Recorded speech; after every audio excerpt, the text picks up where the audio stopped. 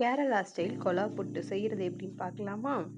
அதுக்கு முன்னாடி எல்லாரையும் வெல்கம் பண்ணிடலாம். நம்ம சேனலை சப்ஸ்கிரைப் பண்ணாமல் இருக்கீங்க, கண்டிப்பாக சப்ஸ்கிரைப் பண்ணி அந்த லைக் பட்டனை தட்டி விட்டுருங்க. இந்த புட்டுக்கு ரொம்ப ரொம்ப முக்கியமே அந்த மாவு டெக்ஸ்சர் தாங்க. அதை கரெக்டாக ரெடி பண்ணிவிட்டு புட்டு பாத்திரத்தில் தண்ணி ஊற்றி இதை கரெக்டாக ஃபிக்ஸ் பண்ணிவிட்டு இந்த பாத்திரத்தில் மூடி போட்டுட்டு மாவு, தேங்காய் லேயர் பை லேயராக கொஞ்சம் கொஞ்சமாக போட்டு அடுக்கிடணும். ஒரு 3 லேயர் போடலாங்க. இதில் அதிகபட்சம் நாங்கள் 3 தாங்க எப்பயுமே யூஸ் பண்ணுவோம்.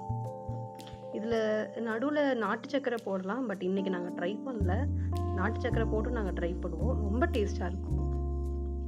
என்னோடய மாமியார் வந்து மலையாளிங்க, அதனால எப்பயுமே அடிக்கடி எங்கள் வீட்டில் மலையாள வாசம் வீசிகிட்டே தான் இருக்கும். ஸோ இதெல்லாம் நாங்கள் அடிக்கடி செஞ்சு சாப்பிடுவோம். எல்லாத்தையும் அடுக்கிட்டு அடுப்பை பற்ற வச்சு இந்த பாத்திரத்தை தூக்கி அப்படியே ஸ்டாண்ட் பண்ணிட்டு மேலே ஒரு மூடி போட்டு லாக் பண்ணிட்டோன்னா இது ஒரு 10 மினிட்ஸில் ரெடி ஆயிரும்.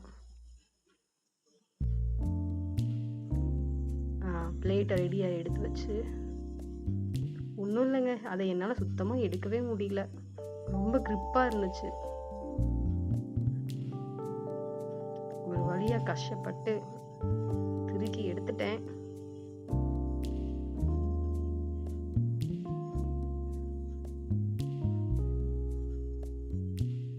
எடுத்துட்டு பிளேட்டில் வச்சு, ஏன்னா அந்த பாத்திரம் அவ்வளோ சூடாக இருக்கும், டவல் இல்லாமல் நம்ம அதில் தொடவே முடியாது. ரொம்ப டேஸ்டான புட்டு எப்படி வருது பார்த்தீங்களா? இதுக்கு ஒரு கட்டன் வச்சு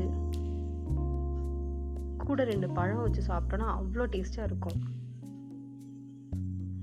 கண்டிப்பாக ட்ரை பண்ணி பாருங்கள். ட்ரை பண்ணிவிட்டு எப்படி இருந்துச்சுன்னு கமெண்ட்டில் வந்து சொல்லுங்கள். இதை நம்ம பிளேட்டிங் பண்ணி எல்லாருக்கும் கொடுத்துடலாம்.